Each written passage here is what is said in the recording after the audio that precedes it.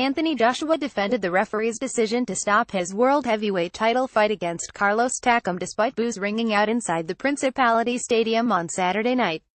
WBA and IBF heavyweight champion Joshua, who extended his unbeaten record to 20 knockouts in 20 fights, found the going much tougher than many expected against 36-year-old Takam, who took the fight at just 12 days' notice following Kubrat Pulev's withdrawal through injury.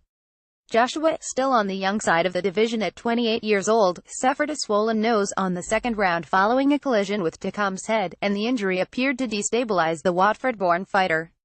However, he remained in control throughout the bout, scoring a knockdown in the fourth round along with inflicting two large cuts above Takam's eyes, and referee Phil Edwards decided that the French-based Cameroonian was not in a fit state to continue beyond the 10th round, much to the frustration of the Cardiff crowd that felt his defiance and chin has earned the right to go the distance and that he was not in too much trouble against a tiring Joshua.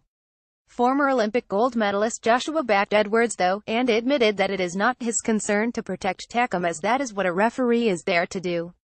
"I don't care if I spark him out, it goes 12 rounds or the ref ends it," said Joshua in the post-fight press conference. "People want to see the fighters I fight unconscious every time. I was delivering, I put him down, I hurt him, I slashed both of his eyes, he was bleeding. My shorts and boots were pure white and now they're pink. People wanted to see him unconscious and I was trying, but the ref's job is to let the fighter live on another day." Takam was showing the ref his eyes were nearly hanging off from the cuts, they were deep. When he was stopped he wanted to carry on, that's a fighter's instinct.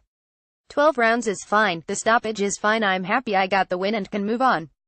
Takam was visibly frustrated with the stoppage, which drew widespread cheers across the stadium, and called for a rematch with Joshua, something that he is unlikely to get as Joshua weighs up unifying the division against either WBC title holder Deontay Wilder or IBO champion Joseph Parker. Joshua's future is unclear though, given that Wilder is due to fight Romain Stiverne next Saturday in New York and, should he come through the bout with the American unscathed, Joshua's promoter Eddie Hearn plans to make an offer for the WBC champion to defend his belt against another of his boxers in Dillian Whyte. Referee Phil Edwards waves off the fight between Takam and Joshua. Getty White came through a 12-round bout with Robert Helenius by unanimous decision on the undercard on Saturday, and while he has ambitions of a rematch with Joshua following their 2015 clash, it's likely he will get to Wilder before Joshua. "Look at the summer as well," Hearn said of Joshua's plans.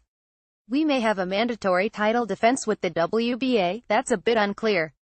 There's WBO champion Joseph Parker, there's Deontay Wilder. Takam's very tough for someone who's only had 20 fights. I'd like him to have an international fight in 2018, but it does seem a shame to leave all this behind. That's the problem, because it's incredible. At the moment there's more money here, but if you get it right, America." He has a very long-term strategy.